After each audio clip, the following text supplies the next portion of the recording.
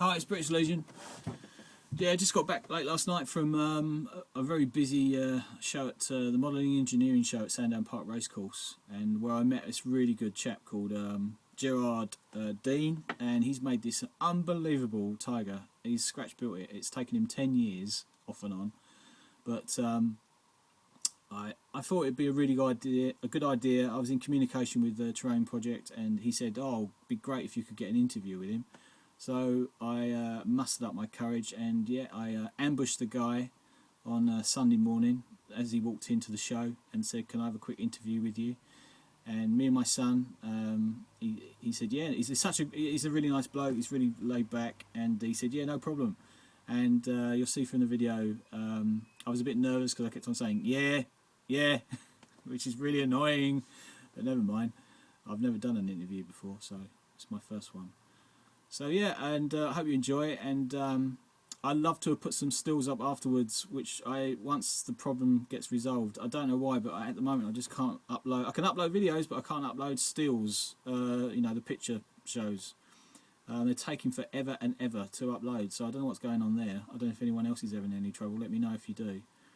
And anyway, I'm back to normal now. I'm back at the shop, so normal service will resume, and please go and sub Gerard Dean's channel. And you can see all the different test runs he does with his tanks and how he built his tank and stuff like that. It's amazing, absolutely amazing. Cheers, bye.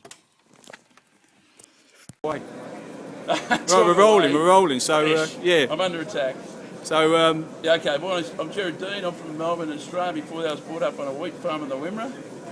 And you only have 4 things to do: work for your old man, get out of working for your old man, brawl with the kids, or make stuff. yeah, I guess that's what came to the my model here. It's where it all came from. It's a model of the famous German Tiger tank, 1/5 scale. Started around 10 years ago. Started low key, just built it with electric motors. Drove it down the drive. Was truly underwhelmed by the sound of going. Click, click, click, click. So I thought, stuff that.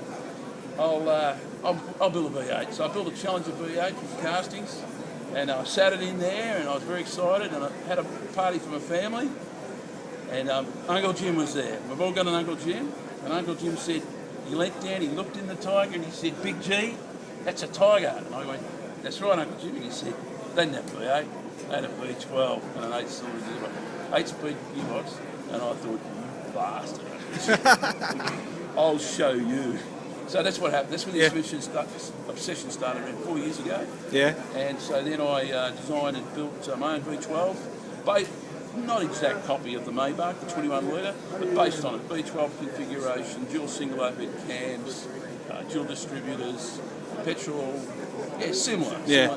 And also an 8-speed gearbox, which I made myself as well. Yeah. It crunches and crunches.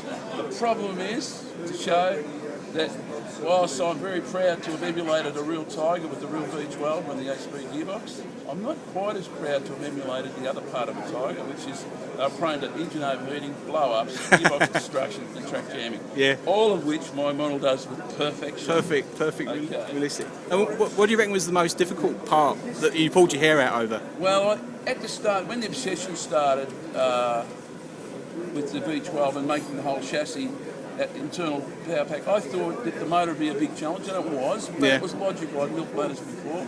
And then from there on, I thought, well, I'm home and home. So I built the gearbox, 8-speed gearbox, and I thought that'd be a lot of problems, but actually that ran very well. It's a digital gearbox, my own design.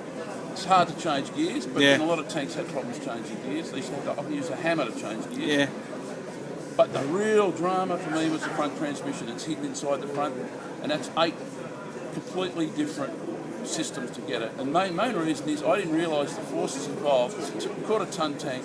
The forces involved are braking a track on one side and then continuing to drive on the other side, so to turn and pivot turn and so forth. I didn't realise the forces, so I made it with clutches.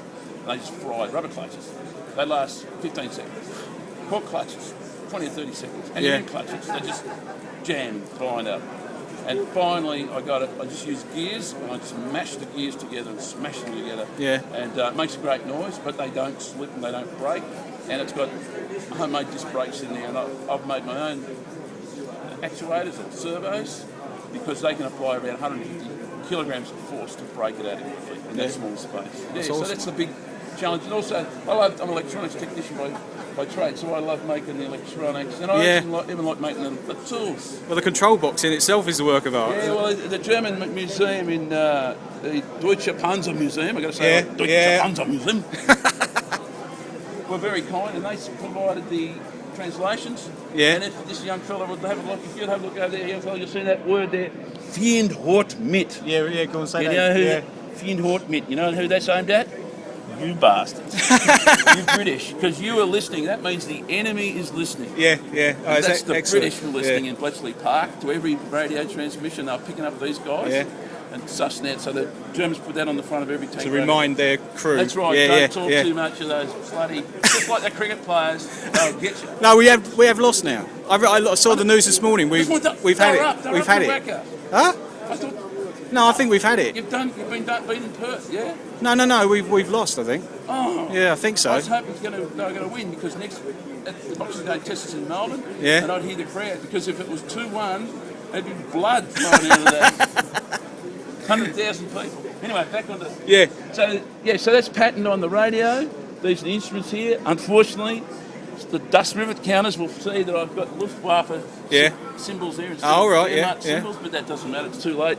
That's just on the meters. They're all patterned on that. Oh, yeah. So that's the radio, and then the gear stick and the gear on the change, they're patterned on the Tiger tank at Bovington, and they're very kind to let me provided information on that. That's cool.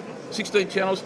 Also has telemetry, which sends back the engine temperature, water temperature, engine pressure, oil pressure, speed and tacho from the tank to the display here, and I have a 5-camera system here. Although that gives a lot of problems, so I'll be working on it through next year. Oh, that's cool. Yeah.